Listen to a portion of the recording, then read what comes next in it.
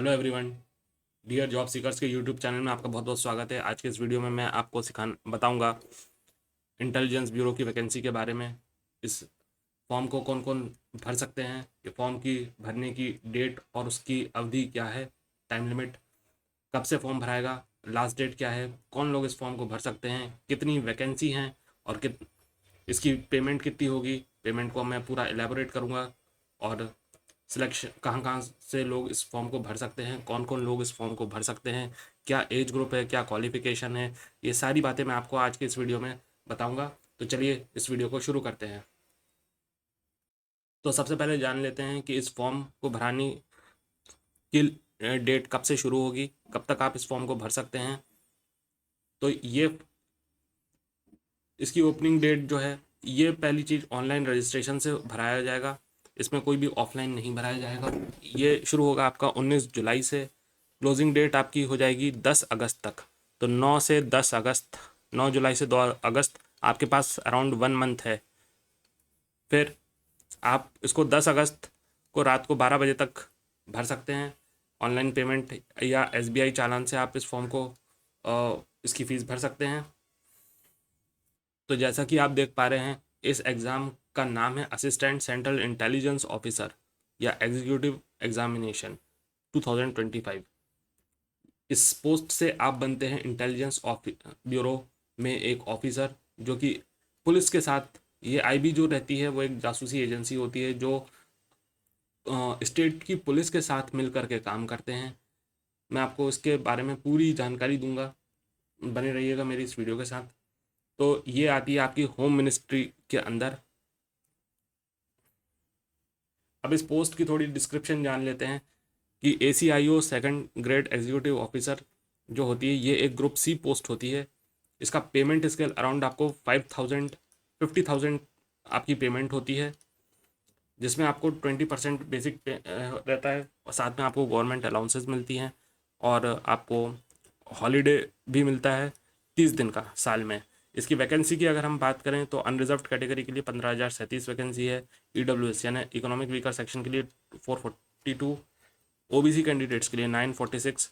तो OBC candidates के साथ एक सबसे बड़ा केस जो ये है कि वो NCL होने चाहिए, यानी कि नॉन क्रीमी लेयर होने चाहिए, जिस आपकी पेमेंट 8 लाख से कम होनी चाहिए। और साथ में मैं आपको बता दूं कि इसमें आपको सेंट्रल गवर्नमेंट सिविलियन का सर्टिफिकेट लगता है,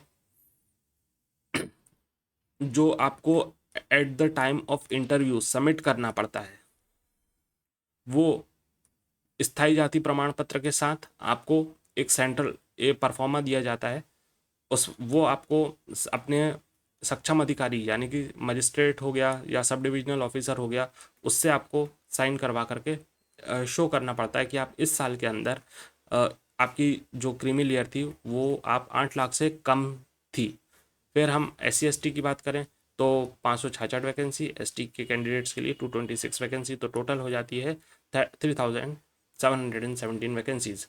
इसकी एसेंशियल क्वालिफिकेशन की बात करें तो आप नॉर्मल ग्रेजुएट होने चाहिए किसी भी यूनिवर्सिटी से, किसी भी स्ट्रीम से। ज़रूरी नहीं कि साइंस हो या मैथ्स हो, आप आर्ट्स वाले भी भर सकते हैं, कॉमर्स वाले भी भर सकते हैं, साइंस वाले तो भर ही सकते हैं, मैथ्स वाले भी भर सकते हैं। डिज़ायरेबल क्वालिफिकेशन की बात करें तो ये नॉलेज ऑफ कंप्यूटर का सामान्य आपको ज्ञान होना चाहिए। डिज़ायरेबल क्वालिफिकेशन का मतलब एसेंशियल क्वालिफिकेशन नहीं होता, आपके पास नहीं भी हो तो भी आप इस फॉर्म को भर सकते हैं। और ये जानकारी अगर आपको अच्छी लगी हो तो प्लीज़ इस वीडियो को अभी के अभी लाइक करें। अगली बात जान लेते हैं कि क्या एज ग्रुप होगी। तो 18 से 27 साल के कैंडिडेट्स इसको अप्लाई कर सकते हैं। जो 10 अगस्त से पहले पहले अगर आप 27 साल के हो तो आप इस फॉर्म को भर सकते हो। ये सिर्फ अनरिजर्व्ड कैंडिडेट्स के लिए है। अगर आप SC ST से आते हो तो आपको 5 साल की रिलैक्सेशन मिलती है। OBC से आते हो तो 3 साल की रिलैक्सेशन मिलती है। यानी कि अगर आप 27 हो और आप OBC कैंडिडेट हो तो आप इस फॉर्म को 30 साल तक भर सकते हो। और अगर आप SC ST कैंडिडेट हो तो आप इसको 32 ईयर्स तक अप्लाई कर सकते हो। बट याद रहे कि 10 अगस्त से पहले पहले यानी कि फॉर्म के क्लोजिंग डेट से पहले पहले आपकी एज 32 या अपर लिमिट नहीं होनी चाहिए, उससे ज़्यादा नहीं होनी चाहिए। अब इस फॉर्म से रिलेटेड एक सबसे इम्पॉर्टेंट बात जान लेते हैं। यहाँ पर जो विडो हैं यानी विधवा, जिनके हस्बैंड मर चुके हैं, डाइवर्स वुमेन जिनका अपने पति से तलाक हो चुका है, या जो अपने पति से सेपरेट हो चुकी हैं और जिनने अभी तक शादी नहीं करी हुई है, इस तरह के कैंडिडेट अगर अनरिजर्व्ड हैं तो वो 35 ईयर्स तक अप्लाई कर सकते हैं। ओबीसी हैं तो 38 ईयर तक अप्लाई कर सकते हैं। SC ST हैं तो 40 ईयर तक अप्लाई कर सकते हैं। अगर हम एक्स सर्विसमैन की बात करें तो उनको जो एज लिमिट की रिलैक्सेशन दी है वो 5 ईयर्स तक की दी हुई है, अगर वो मेरिटोरियस स्पोर्ट्स पर्सन है तो। बात कर लेते हैं कुछ नोट्स की। इस मुझे बड़े दुख के साथ कहना पड़ रहा है कि पर्सन विद बेंचमार्क डिसेबिलिटी वाले जो कैंडिडेट हैं वो इस फॉर्म को अप्लाई ना करें, क्योंकि ये एक तरीके से आपकी पुलिस फोर्स है। ये एक आर्म्ड फोर्स टाइप की है जिसमें आपको दौड़ना भागना पड़ता है, बंदूक चलाना पड़ती है आपको, एक जासूसी काम रहता है आपका, एक प्रेस्टिजियस जॉब रहती है आपके पास। तो ये एक फिजिकल नीड, इसमें आपको एक हाईली फिजिकल स्किल की ज़रूरत पड़ती है, इसलिए PWBD कैंडिडेट्स इसको अप्लाई नहीं कर सकते। नंबर ऑफ़ वैकेंसीज़ की बात करें तो ये प्रोविजनल होती है। नंबर ऑफ़ वैकेंसीज़ कम भी हो सकती हैं, बढ़ भी सकती हैं। अगर हम बात करें एलिजिबिलिटी कैंडिडेट्स की, जो एलिजिबिलिटी है, एज, क्वालिफिकेशन, कास्ट एट्सेट्रा, ये सारी चीज़ें आपकी फॉर्म भरने की लास्ट डेट तक पूरी होनी चाहिए, जो कि 10 अगस्त 2025 है, जो कि रात के 12 बजे तक की रहती है। आपको जो रिजर्वेशन है SC ST OBC ESM और EWS का, वो आपको सेंट्रल गवर्नमेंट ने जो लगाई है उसी अनुसार मिलेगी। तो यहाँ पे सबसे इम्पोर्टेंट चीज़ ये है कि जो EWS OBC SC ST और एक्स सर्विसमैन, ये सब मतलब एक्स सर्विसमैन हैं, उनको उनके बारे में सबसे इम्पोर्टेंट चीज़ ये कही गई है कि अगर सुटेबल एक्स सर्विस मैन हमको नहीं मिलते तो उन वैकेंसीज़ को नॉन एक्स सर्विस मैन से भर दिया जाएगा।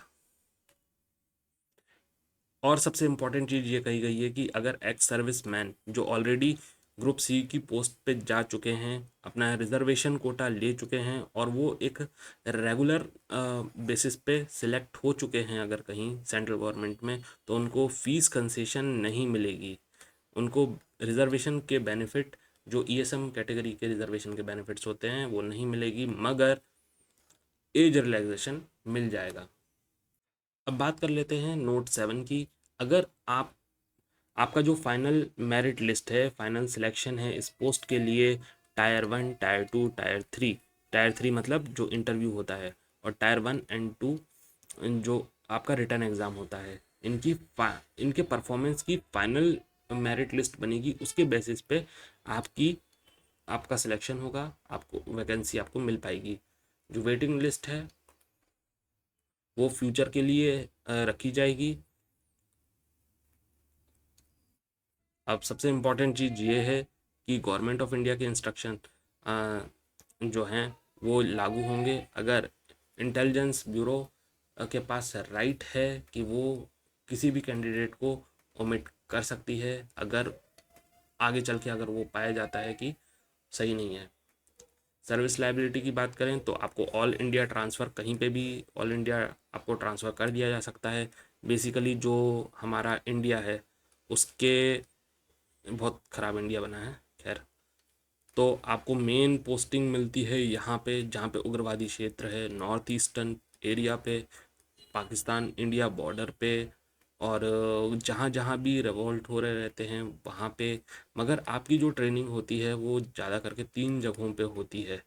MP में, ग्वालियर में तो होती ही होती है, सतना में होती है, पुलिस एकेडमी में होती है, आपको फायर ऑफिसर बना दिया जाता है, आपको फायरिंग सिखाई जाती है, स्टिमुलेशन सिखाया जाता है, सारी चीज़ें सिखाई जाती हैं। खैर हम बाद में इस बारे में डिस्कस करेंगे, अभी हम बात कर लेते हैं इसके एग्ज़ाम के पैटर्न की। तो जो टायर 1 का एग्ज़ाम होगा हम उसके बारे में थोड़ा जान लेते हैं कि कैसे कैसे होता है। सबसे पहले आपके पास 100 नंबर के ऑब्जेक्टिव मार्क क्वेश्चन होंगे, जो कि 5 पार्ट में डिवाइड होंगे, 20 क्वेश्चंस होंगे। रिटर्न एग्ज़ाम की अगर हम बात करें तो यहाँ पे आपको 1/4 मार्क्स कटेंगे। मैं इसको समझाता हूँ कैसे। मान लीजिए आपने 4 नंबर पाए हैं, तो उसमें से मान लीजिए आपने किए हैं 5 क्वेश्चन, उसमें से 4 सही हैं और राइट हैं, करेक्ट हैं, और उसमें से एक गलत है या आपने, तो ये 0.25 नंबर आपके डिडक्ट हो जाएंगे। आपको 4 नंबर नहीं ना मिल करके 3.75 नंबर मिलेंगे 4 में से। जहां आपने 4 सही किए थे, उस सही में से आपके 0.25 नंबर कट जाएंगे, 1/4 नंबर कट जाएंगे, जो कि बन जाता है 3.75 नंबर। आपको अगर इस सेक्शन की बात करें तो इसमें आपके पास 5 सेक्शन रहते हैं: current affairs, general studies, numerical aptitude, reasoning logical aptitude और सब इंग्लिश। ये क्वेश्चन पेपर आपको 1 घंटे के अंदर सॉल्व करना पड़ेगा। 100 मार्क का क्वेश्चन होता है। और अगर हम टायर 2 की बात करें, टायर 2 जो रहता है वो 50 मार्क्स का रहता है। इसमें आपको ऐसे लिखना पड़ता है जो कि 20 मार्क्स का होता है। इंग्लिश कॉम्प्रीहेंशन, यानी एक पैराग्राफ दे दिया जाता है, उससे आपको पैराग्राफ को पढ़ के कॉम्प्रीहेंशन उसको समझ के आपको उसके दिए हुए क्वेश्चंस के आंसर देने पड़ते हैं। लॉन्ग आंसर टाइप 2 मार्क के क्वेश्चन होते हैं, जो कि आपको 5 रहते हैं, 10 मार्क के रहते हैं। ये आपके करंट अफेयर से हो सकते हैं, इकोनॉमी से रिलेटेड हो सकते हैं, सोशियो पॉलिटिकल इशू जो करेंटली चल रहे हैं उसके ऊपर हो सकते हैं। और ये आपको 20 मार्क्स के होते हैं, यानी कि ये हो जाते हैं 50। तो टायर 1 हो जाता है 100 मार्क का, टायर 2 हो जाता है जो कि डिस्क्रिप्टिव होता है 50 मार्क का। तो 100 + 50 बन जाता है आपका 150। अब इसके बाद अगर आप यहाँ पे सिलेक्ट होते हैं तो आपको इंटरव्यू के लिए कॉल आएगा। तो इंटरव्यू के आपको 100 मार्क्स मिलेंगे, तो टोटल पेपर हो जाता है आपका 150 + 100 250। अब अगर हम देखें कि एग्ज़ामिनेशन आपका किन किन सिटी में होगा, तो आपके सामने ये कुछ सिटीज़ हैं। इन सिटीज़ में एग्ज़ाम होगा। अगर आप अंडमान निकोबार से आते हैं तो आपको पोर्ट ब्लेयर में होगा। आंध्र प्रदेश से आते हैं तो आपको इन सिटीज़ में हो सकता है। तो आप ये इत्मीनान से पढ़ लीजिए, समझ लीजिए। आपकी जो भी स्टेट होती है आप वहाँ पे कर सकते हैं। वहाँ उस जगह को आप सिलेक्ट कर सकते हैं और वहाँ पे आपका एग्ज़ाम टायर 1 का देने जा सकते हैं। अगर आप मध्य प्रदेश से बिलोंग करते हैं तो आप भोपाल, ग्वालियर, इंदौर, जबलपुर, सतना, उज्जैन, इन जगहों पे एग्ज़ाम सिटी आपको मिल जाएगी। अब सबसे इम्पॉर्टेंट चीज़ अगर मैं आपको बताऊं तो नोट 1 ये कहता है कि आप एग्ज़ाम फॉर्म भरते समय बहुत सावधानी से अपनी सिटी का चयन करें। और नोट 2 कहता है कि एक बार आपने जो सिटी ऑप्ट कर ली, आप दूसरी बार उसको चेंज नहीं कर पाओगे किसी भी हालत में। अब सबसे इम्पोर्टेंट चीज़ जो नोट्स में कही गई है, इसके बारे में मैं आपको बता दूं कि सेंटर ऑफ सिटी जो है वो अगर एडमिनिस्ट्रेटिव फिजिबिलिटी के अनुसार एग्ज़ामिनेशन कंडक्ट किया जाएगा। अगर मान लीजिए आपके पास किसी स्कूल में एग्ज़ाम होता है, वहाँ पे कैपेसिटी मात्र छोटे फिगर लेता हूँ 30 बच्चों की है, तो और मान लीजिए एप्लीकेंट्स कुछ 400 होते हैं और अमूमन ऐसा ही होता है, तो आपको जो है 30 30 30 30 करके 8 से 3 शिफ्ट के अंदर मतलब दिनों में एक दिन में 2 से 3 शिफ्ट ले करके एग्ज़ाम कंडक्ट किया जाएगा। टायर 1 एग्ज़ामिनेशन की बात करें तो जैसा कि मैंने बताया 1 से 2 ज़्यादा सिटी में हो सकता है, 2 से ज़्यादा शिफ्टों में हो सकता है, 2 से ज़्यादा सिटीज़ में हो सकता है। Date, time, centre. सबसे इम्पोर्टेंट चीज़ यहाँ पर ये है कि अगर आप अपनी ईमेल आईडी बिल्कुल ध्यान से डालें, क्योंकि अगर आप सिलेक्ट हो जाते हैं तो टियर 2 और टियर 3 जो कि इंटरव्यू होता है, आपको उस पर ईमेल भेजा जाएगा जो आपने अपनी ऑनलाइन एप्लीकेशन फॉर्म भरते समय डाली होगी। टायर 2 और टायर 3 यानी कि इंटरव्यू जो सिटीज़ होंगी वो आपको उसी समय पे डिपार्टमेंट द्वारा बता दी जाएंगी।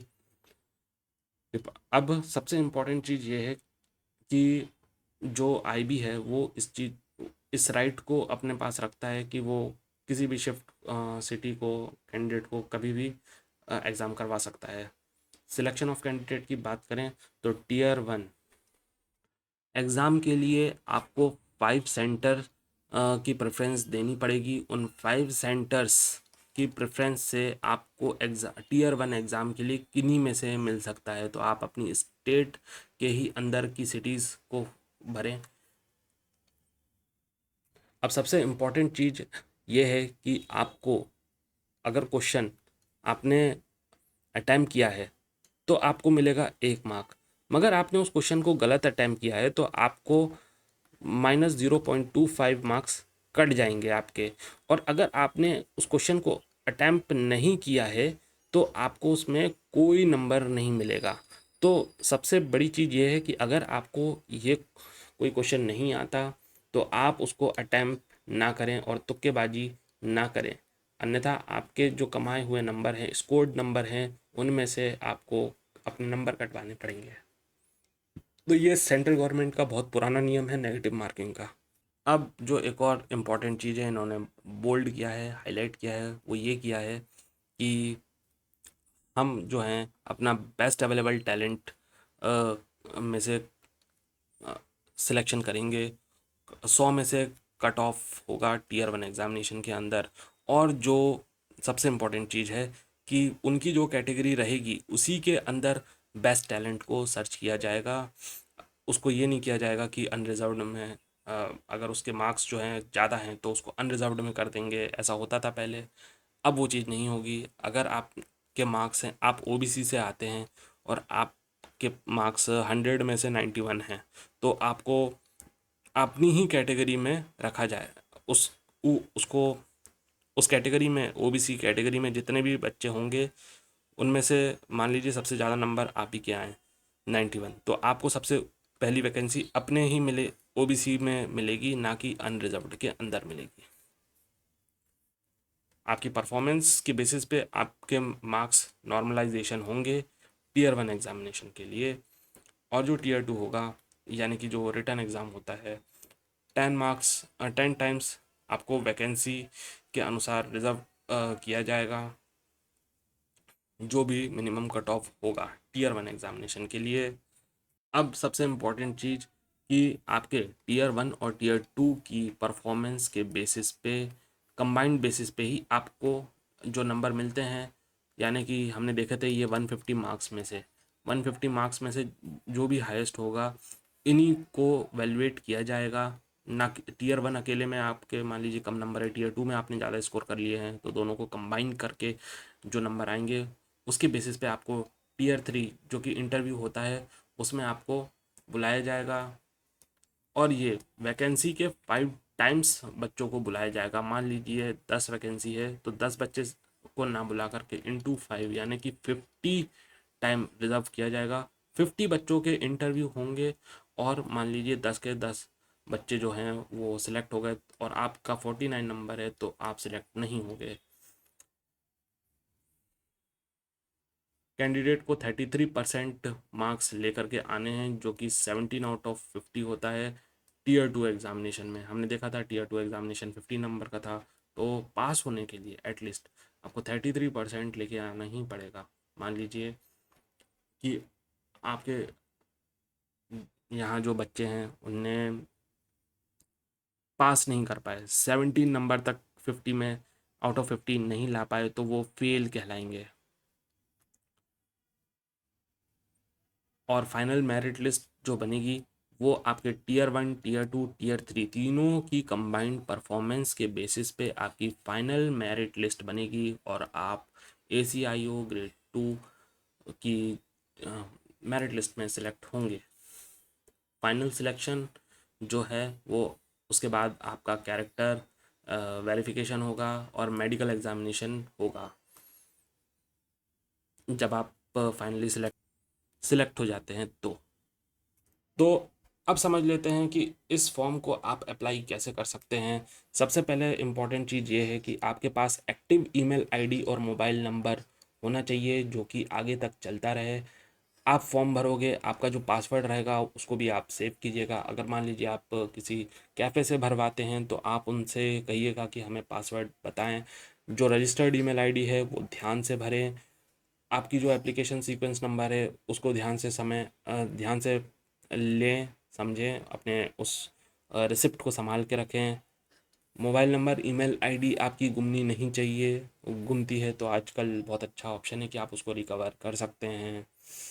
इसके बाद बस कुछ नहीं, आपका रजिस्ट्रेशन होगा जिसमें आपकी personal information and contact detail भरी जाएगी। लॉगिन आईडी पासवर्ड आपको एसएमएस और ईमेल के द्वारा आपके registered mobile number email ID पे भेज दिया जाएगा। आपको फिर से री लॉगिन करना है, अपनी पर्सनल डिटेल्स डालनी है, क्वालिफिकेशन डालनी है, फ़ोटो सिग्नेचर आप और एग्ज़ाम फ़ीस सबमिट करनी है, और उसके बाद बधाई हो, आपका फॉर्म सबमिट हो जाएगा। और सबसे इम्पोर्टेंट चीज़ ये है कि अगर आप एस बी आई ई पे आप जो पेमेंट है यूपीआई से कर सकते हैं, नेट बैंकिंग से कर सकते हैं, डेबिट कार्ड यानी एटीएम कार्ड से कर सकते हैं, क्रेडिट कार्ड और चालान से भी कर सकते हैं। तो आजकल तो सब लोग यूपीआई चलाते हैं, तो यूपीआई से आप लोग कर सकते हैं।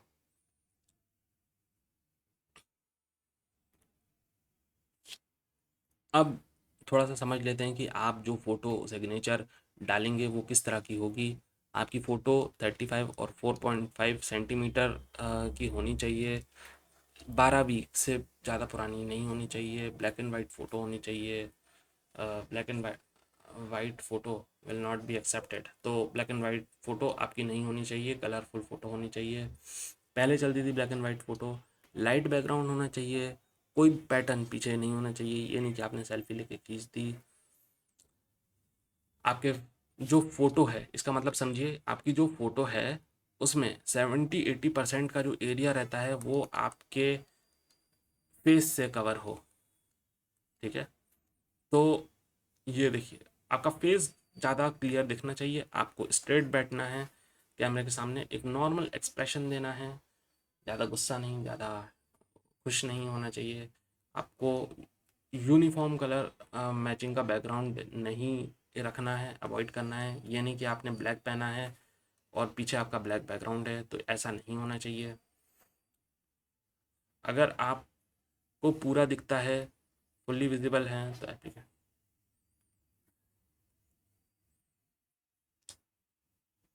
तो अगर आपको आपकी आइज़ पूरी पूरी विजिबल होनी चाहिए। अगर आप सन अगर आप ऑप्टिकल ग्लासेस पहनते हैं तो, और आपकी जो स्कैन्ड इमेज है उसकी साइज़ 100 से 200 केबी होनी चाहिए।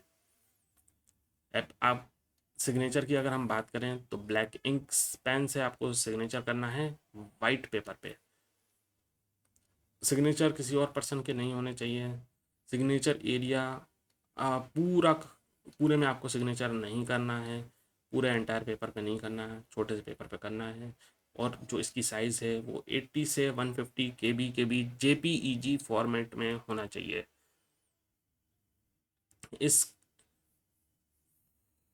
अब सबसे इम्पोर्टेंट चीज़ यहाँ पर ये लिखी हुई है कि आपको 100 रुपये, जैसे ही आपका फॉर्म सबमिट हो जाता है इसके बाद आप डायरेक्टली एसबीआई गेटवे में चले जाओगे। 100 रुपये आपकी एग्ज़ाम फीस है, मगर 550 आपके बैंक की प्रोसेसिंग चार्ज है, जो कि सब कैंडिडेट्स को भरना ज़रूरी है। आप debit card, credit card, UPI, bank challan, again वही सब चीज़ें, उससे आप भर सकते हो। आपकी एक एप्लीकेशन स्लिप जनरेट होगी, रिसिप्ट जनरेट होगी, उसको आपको फ्यूचर रेफरेंस के लिए अपने पास रखना है। ई चालान अगर आपके पास है तो 4 दिन के लिए वैलिड रहेगा from the date of generation of e challan. मान लीजिए आपने चालान निकलवा लिया, अब 4 दिन के अंदर आपको बैंक में जा करके पैसे जमा करने पड़ेंगे, और अगर आप नहीं करेंगे तो आपका फॉर्म रिजेक्ट हो सकता है।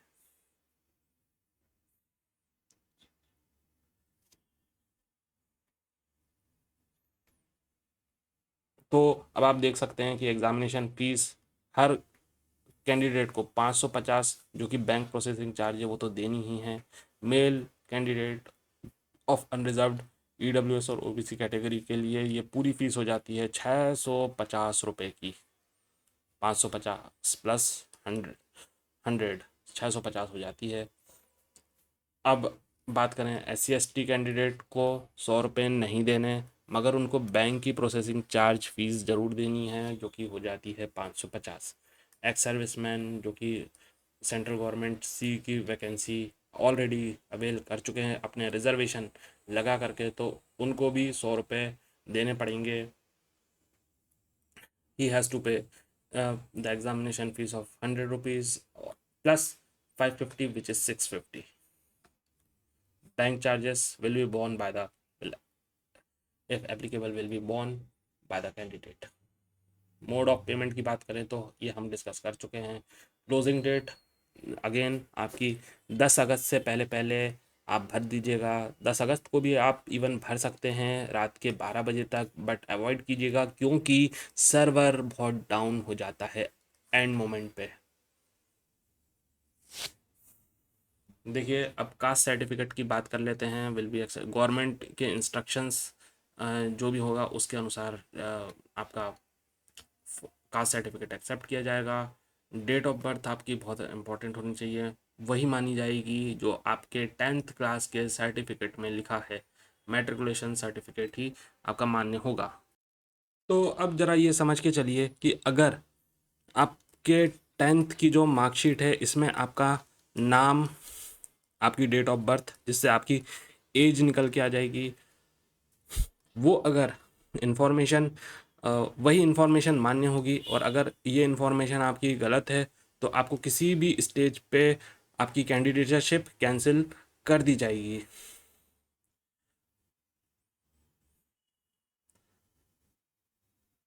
और सबसे इम्पोर्टेंट चीज़ कि अगर आप सिलेक्ट हो जाते हैं और टियर 1 में आपका नाम आ जाता है लिस्ट में, तो आपको ये जो डॉक्यूमेंट्स हैं अटेस्टेड फ़ोटोकॉपीज़ के साथ आपको साथ रखनी पड़ेंगी, तैयार रखनी पड़ेंगी, ताकि आप इंटरव्यू में जाएं तो आपको आप दिखा सकें।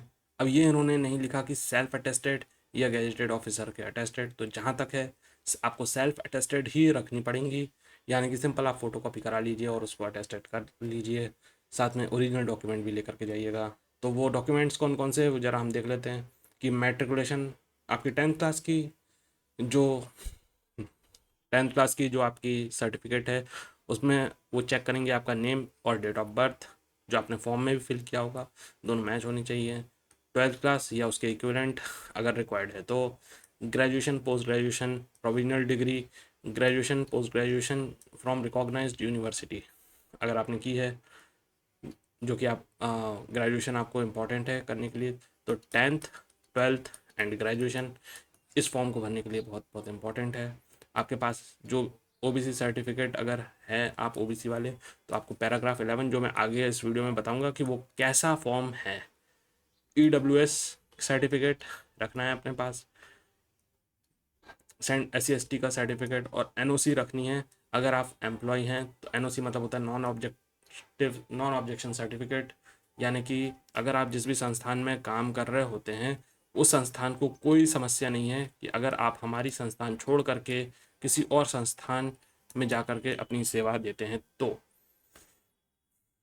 आपके पास अपनी फ़ोटोग्राफ्स और जो भी फ़ोटोग्राफ्स रखनी है, फ़ोटोग्राफ वही होनी चाहिए जो आपने अपलोड की है एग्ज़ाम फॉर्म भरते समय। और सबसे इम्पोर्टेंट चीज़ कि certificate document issued from the competent authority in support of the age relaxation. Simple वही, अगर आप स्पोर्ट्स पर्सन हैं, डाइवर्सी हैं, तो ये सर्टिफिकेट आपके लगेंगे जो कि एक सक्षम अधिकारी आपको बना के देता है। तो अब मैं थोड़ा सा बता देता हूँ इस पोस्ट के बारे में। तो इस पोस्ट को बोलते हैं इंटेलिजेंस ब्यूरो, जो कि ACIO है, या इसको बोलते हैं इंटेलिजेंस ऑफिसर। कई फिल्मों में आपने देखा होगा ये किस तरह का काम करते हैं। हाँ, तो ये वही होते हैं। इनकी ट्रेनिंग मेनली 3 साल तक चलती है पुलिस के साथ, और ये कोलैब काम भी पुलिस के साथ ही मिलके करते हैं। मगर कई बार ऐसा होता है कि ये होते हैं सेंट्रल के और पुलिस होती है स्टेट की, तो दोनों का जो होता है कई बार क्लैशेस हो जाते हैं। इनकी ज़्यादातर posting north eastern region, Jammu Kashmir region या साउथ में जहाँ पे इंसर्जेंसीज चलती हैं वहाँ पे होता है। जो बांग्लादेश की बॉर्डर होती है वहाँ तो चलता ही रहता है।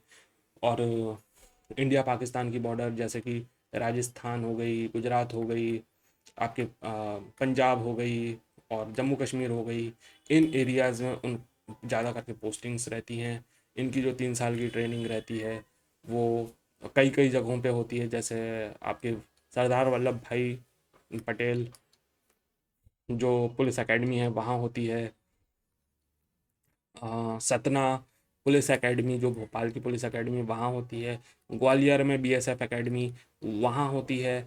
फायरिंग गन चलाना, परेड और साइकोलॉजी, क्रिमिनल साइकोलॉजी, क्रिमिनोलॉजी, ये सब चीज़ें ये सब पढ़ते हैं।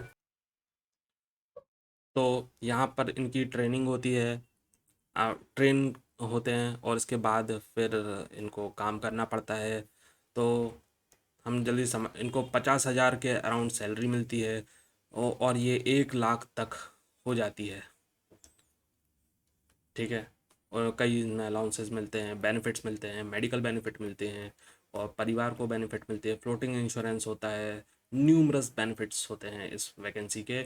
और आपको एक बहुत इंटरेस्टिंग और चैलेंजिंग काम करने मिलता है, आपको इंसर्जेंसी रोकना पड़ता है। आपने कई फिल्मों में देखी होगी ये सारी चीज़ें, मुझे बताने की ज़रूरत नहीं। तो अब जल्दी समराइज़ कर लेते हैं इस एग्ज़ाम फॉर्म को। तो ये एग्ज़ाम फॉर्म 19 तारीख ये एग्ज़ाम फॉर्म जो है कुछ 9 जुलाई से स्टार्ट है। आप 8 अगस्त तक भर सकते हो और रात के 12 बजे तक आपके पास टोटल 1 मंथ है इस फॉर्म को भरने के लिए। और इसमें आपको सैलरी अराउंड 50,000 जो है शुरुआत में मिलेगी। 3717 आपकी वैकेंसियां हैं जिनमें से कुल 1,000 यानी कि टू बी प्रिसाइज 957 वैकेंसीज तो खुद ओबीसी की ही हैं। इसके बाद आपको जो एज है वो 27 तक आपकी एज होती है अनरिजर्व्ड की, इससे ज़्यादा नहीं होनी चाहिए। SC ST OBC वाले 30 साल तक भर सकते हैं, SC ST वाले 32 साल तक भर सकते हैं। विडोज़ जो रहती हैं वो अनरिजर्व्ड में 35, विडोज़ हो गई, डाइवर्स्ड हो गई और सेपरेटेड हो गई। इस तरह की जो वुमेंस हैं वो 35, 38, अगर OBC हैं अनरिजर्व्ड हैं तो 35, और अराउंड कुछ 40 हैं तो SC ST भर सकती हैं। और लड़कियों के लिए ये काम बहुत ज़्यादा चैलेंजिंग है और लड़कियां नहीं मिलती इस काम के लिए, इसलिए उन्होंने लड़कियों को ये रिलैक्सेशन दे के रखा हुआ है। और सो आई होप आपको ये वैकेंसी समझ में आई होगी। तो अब बात कर लेते हैं एग्ज़ाम के Tier 1 पेपर की। ये सेंट्रल गवर्नमेंट की बहुत प्रेस्टिजियस जॉब होती है, तो ये जॉब पाना भी इतना कोई आसान नहीं है। इसमें आपको बहुत सारे PYQ सॉल्व करने पड़ेंगे। पेपर का लेवल मॉडरेट टू टफ आता है। मैथ्स का भी पोर्शन अच्छा है, खासा है।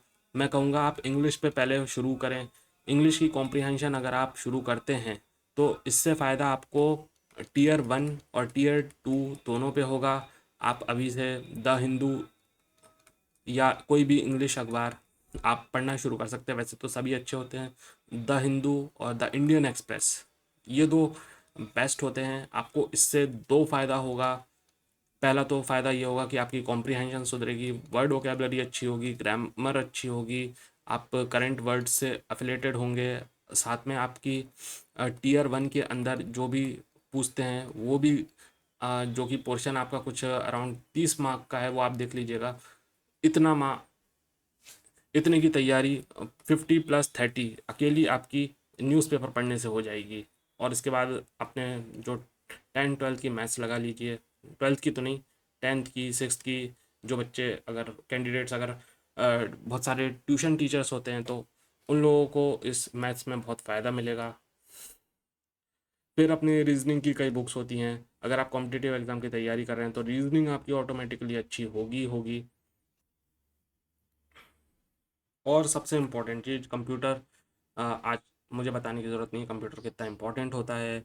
और कंप्यूटर भी याद करना कोई टफ नहीं है। आप लोग डेली अपनी लाइफ में कंप्यूटर चला रहे हो तो आपको कंप्यूटर को इतना अ, अनजाना नहीं लगेगा। अब सबसे इम्पोर्टेंट चीज़ मैं बात करता हूँ कि जो सर्टिफिकेट जो मैंने आपको बताया था, ओबीसी के कैंडिडेट्स को ये सर्टिफिकेट अपना अ, भरना पड़ेगा।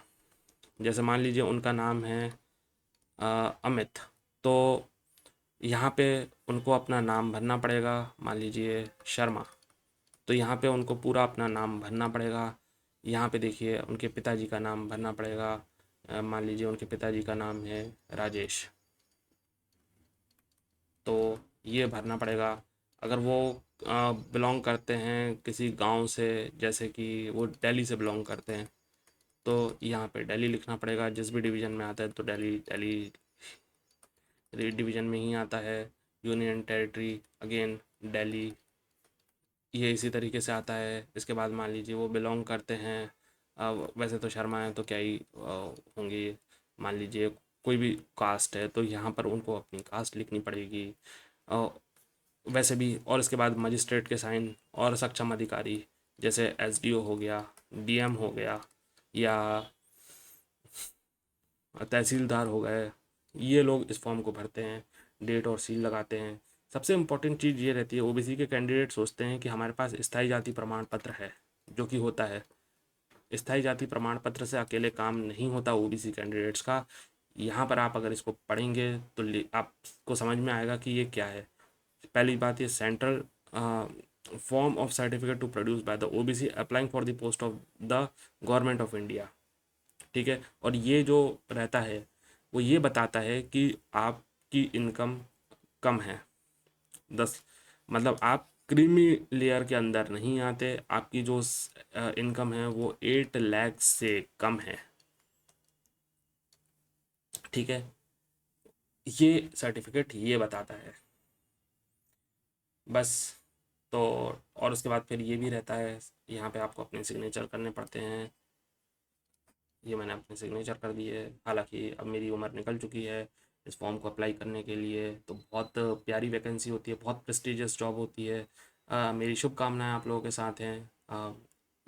As much as PYQ solve कीजिएगा। अगर आपको किसी भी तरह की कोई भी प्रॉब्लम आ रही है इस एग्ज़ाम को क्रैक करने में, तो आप मुझसे कांटेक्ट कर सकते हैं। आप नीचे कमेंट बॉक्स में अपना नंबर लिख दीजिए, या आप मेरी ईमेल आईडी या सोशल मीडिया नेटवर्क में आप मुझसे कांटेक्ट कर सकते हैं। मैं आपकी हेल्प ज़रूर करूँगा। Till then, bye bye. और प्लीज़ मेरे चैनल को लाइक करें, शेयर करें, सब्सक्राइब करें। अ, आपको मैं और बेल आइकन दबा दें, ताकि मैं कोई भी वीडियो लेकर के आता हूँ, कोई भी जॉब की वैकेंसी लेकर के आता हूँ, तो आपको सबसे पहले ये चीज़ पता चल सके। और आपको अगर इससे कोई भी जॉब से रिलेटेड कोई भी प्रॉब्लम आती है, चाहे वो PYQs हो, टेस्ट सीरीज़ हो, मटेरियल हो, तो आप मुझे DM कर सकते हैं, आप मुझको नीचे कमेंट कर सकते हैं। मैं आपको उसका आपकी हेल्प ज़रूर करूँगा, आपको रिप्लाई ज़रूर करूँगा। तो मिलते हैं अपनी नेक्स्ट वैकेंसी में। Till then, thank you, bye bye, जय हिंद।